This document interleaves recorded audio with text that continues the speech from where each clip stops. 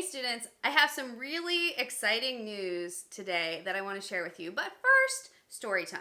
Because I want to tell you how this all happened. It all started about 6 to 7 months ago. A friend of mine and I were out to eat and we were talking about yarn and weaving and crocheting. And I said, yeah, I'd really like to get into making wall hangings. And my friend was like, oh, I have a loom that you can totally have because I don't even use it. And I was like, what?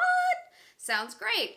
So a couple months later, when our busy schedules finally lined up, I went and picked up this amazing loom, thank you Leslie, and I started making this wall hanging. Now, as you can see, I haven't gotten completely done with it yet because then online learning happened and I've been quite busy with that.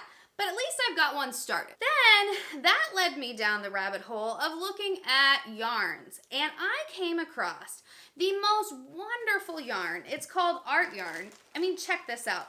It's just so cool. Check this stuff out. It is just so cool. Let's make sure that it's focusing for you. So this amazing art yarn, I was like, this is so cool because I can make wall hangings with this. And I just loved it. It's just so soft, and if yarn could be yummy, this would be yummy, let me tell you. But if you know me at all, I'm kind of the type of person that likes to make their own supplies. So that led me down another rabbit hole of looking to see how art yarn was made. And believe it or not, they spin it. And I was like, are you kidding me? That's so cool because spinning is a cottage industry. And how cool would it be to learn how to spin yarn and then take it into my classroom when we're talking about cottage industries?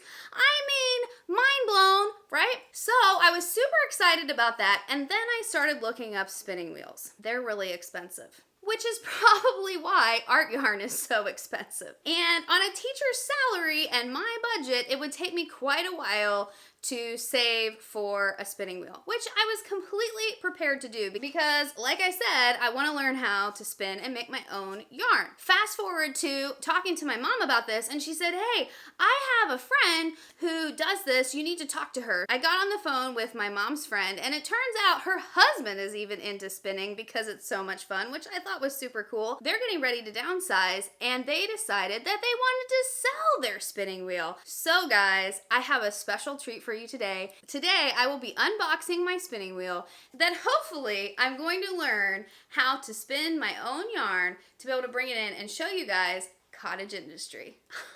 It's gonna be great. And I wanted to include you on the big unboxing moment. Are you ready? Here we go.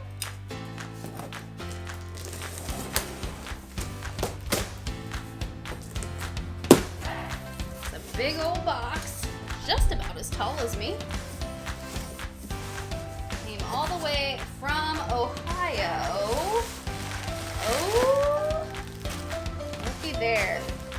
And she also sent some yarn roving.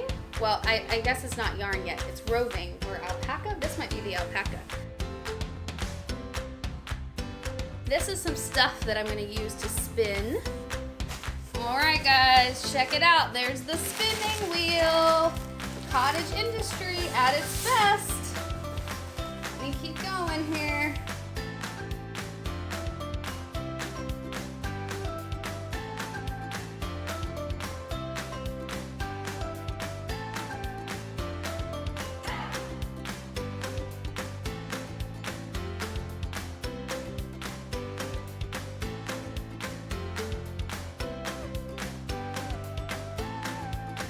Now, spinning wheels from the time frame that we're talking about would have been a lot bigger. This one is kind of like a smaller version of the antique ones, but it's the same basic concept. Okay guys, she's all set up in her little corner over here.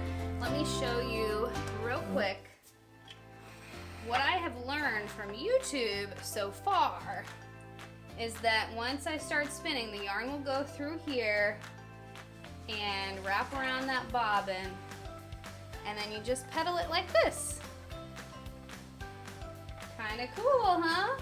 So now you know what will be keeping me busy this summer. I'll be watching lots of YouTube videos to learn how to do this, I'm sure. And that's it for the unboxing of the Cottage Industry spinning wheel.